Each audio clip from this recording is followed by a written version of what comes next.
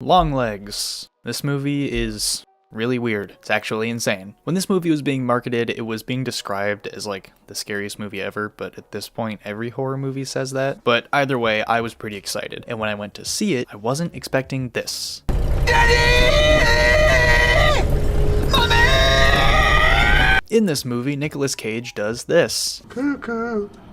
Cuckoo. And he also does this. You may now collect your gift. The movie starts with us meeting this little girl. This is Lee Harker, but we aren't the only ones meeting her. So is this actual freak. What is that? This is the same girl from before, but she's an adult now and she's working for the FBI. I can't blame her though. I would too if I saw that guy when I was a kid. She and off-brand Donald Gleason are assigned to check out this house. When they get there, Lee has this like hunch that the murder suspect they're looking for is inside, and almost supernatural hunch. More on that later. Anyways, if your partner tells you that a dangerous murderer is inside the house, I'd assume you'd proceed with caution. However, he does not. For some reason, she runs inside. Now, personally, I wouldn't do that. I'd be calling for backup. But I'm assuming she knows that she's the main character and that the movie just started, so she's probably fine. She looks around and finds the killer, and everyone lives happily ever after. Yay! Just kidding. She's playing I Spy now. Remember 30 seconds ago when I said she had supernatural hunches? Yeah, she's like actually a psychic. Later that night, Agent Carter tells Lee about a murder case. Actually, there are many murder cases, and each one is exactly the same. A dad goes crazy and kills his family, then a series of markings are left behind and signed by someone named Longlegs. Now, obviously, we as the audience know that this is the weirdo from the beginning, but Lee doesn't know that yet. Later, she's at home calling her mom, as any good daughter would do, and this movie has been very happy and cheerful so far, obviously, so I'm sure they have a great relationship that isn't messed up at all. But then she hears some loud banging at her front door, and obviously this is a horror movie, so she goes to investigate. Seeing this weird-ass shadow demon thing outside, she thinks it's a good idea to go out there and check it out. Now listen, I understand you have a gun, but you just saw a shadow disappear into the night. If it were me, I'm staying my ass inside rather than going outside, gun or not, because I'm smart. I've seen these kinds of movies, and I also have common sense. She ends up going back inside, but what's this?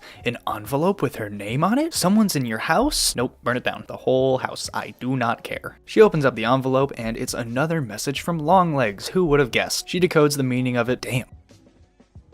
This guy is freaky. The next day, at a new crime scene, she tells Agent Carter about her findings and the envelope she got. She calls her mom again, but this time it's a little weird. It's a little off. The conversation ends with her mom telling her to say her prayers because they protect her from the devil. That's nice. Thank you, Mom. Now we're in Agent Carter's office. Lee explains to him that all the kids had a birthday on like the 14th of the month, and once again, keep that in mind. It'll be important later, I promise. She tells him about one of the murders and how it connects to all this. A priest visited a farm, but the visit went wrong. The dad just suddenly killed everyone. Now you're probably wondering, what the frick? How did this happen? Well, they're also wondering that. So they go to the farm that night and investigate because, you know, they're the FBI. They investigate. But when they get there, they find this creepy ass doll. If you know me, you know I have 3 fears. The ocean, clowns, being alone, the government, old people, young people, middle-aged people, taxes, and dolls. Anyways, they do an autopsy on the doll and find a metal ball in its head. I don't know, there's nothing else to it. I promise, there's nothing else. I would never lie to you. I would never lie to you. Now Longlegs is at this store, and he sees a girl at the counter, and he immediately activates freak mode. Cuckoo.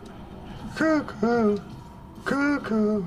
Mom, come pick me up, I'm scared. Somehow though, this girl isn't scared. Daddy! That gross guy is back again! She's stronger than I am. I would have shit myself by now. On his drive home, after unsuccessfully joining the EDP club, Longlegs practices the technique that teenage boys use to pick up girls, and he first starts with their opening line. Mommy! Lee visits the only survivor of the Longlegs murders, and she's really weird. Just happy as peaches to watch your heavy heart go pop pop. What? Bro, what are you talking about, man? Apparently she hasn't said a word while at the mental hospital, but after Lee found the doll, she suddenly started speaking again. In Agent Carter's office, Lee mentions that the dolls could be magic. In some cultures, dolls are used in magic to control people. Now, to any normal person, this probably sounds insane, but to me, this makes perfect sense. I believe dolls are magical. They have, like, the magic ability to make me hate absolutely absolutely everybody who owns them. But then, Agent Carter reveals he did some digging into Lee herself. He tells her that her birthday is on the 14th, and that the day before her 9th birthday, her mom made a 911 call about a trespasser. And I assume you aren't stupid and know who the trespasser was. Lee visits her mom, and we finally see who she is. The second freak of this movie. Just listen to her. Do you still say your prayers?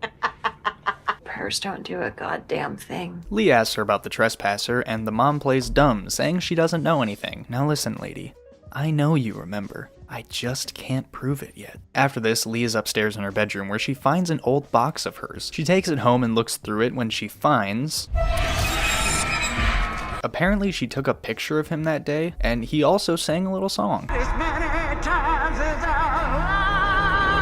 Lee gives the photo to Agent Carter, and he's like, nah, we can't just like go out and get this guy in a hunch. But Lee is like, no, it's okay, I have superpowers. And he's like, oh shit, my bad, you right. The cops then arrest Longlegs. While in the interrogation room, he sings yet another song. Happy birthday to you. Someone please get this dude a studio contract. Lee decides that she wants to go talk to him herself. Oh, and this line is funny. I mean, he worships the devil, that's for sure. But in the United States of America, he's allowed to do that. After a while, Lee goes to see Longlegs, and he says this. The almost birthday girl.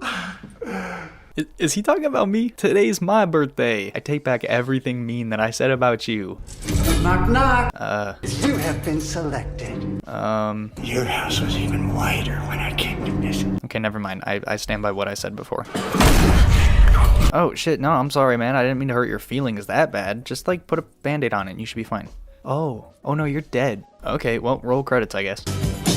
Lee and Agent Browning go back to Lee's mom's house to ask her, like, what the frick is happening with Longlegs, and...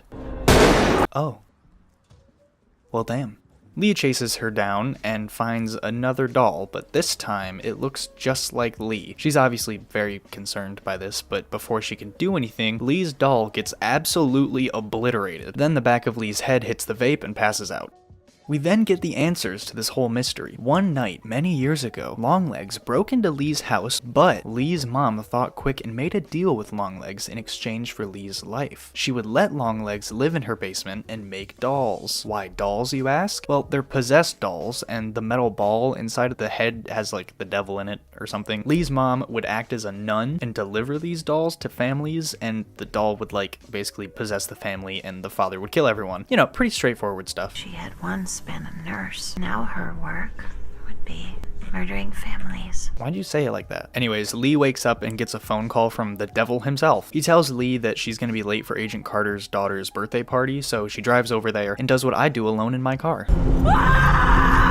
When she gets there, everything seems fine for the most part. Lee gets into the living room where she finds her mom and Carter's daughter with a doll. And, well, I mean, this can only go well, right? Wrong. When Agent Carter and his wife go into the kitchen, she dies.